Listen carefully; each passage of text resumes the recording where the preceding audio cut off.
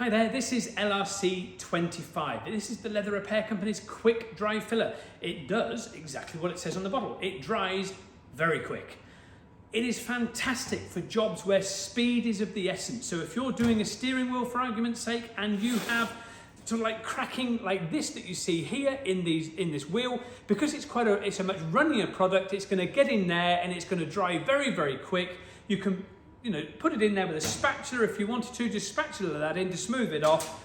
It's going to dry very, very quick by speeding it up with the hairdryer, and then you can lightly sand it and you can colour that wheel and off you go. The guy can drive the wheel, drive the car away again very, very quickly. It is a very, very, very quick drying filler. So it is, if you have speed of the essence, is where you can use this. So if you have a particular item like on a couch, if you're working, say, somewhere like, I don't know, a restaurant or something like that, and speed is of the essence because they're opening up, you see the damage that you see here, you can fill that area there where you've done the sort of hole repair and very, very quickly put in the quick dry filler, dry it, sand it, colour it, and away you go.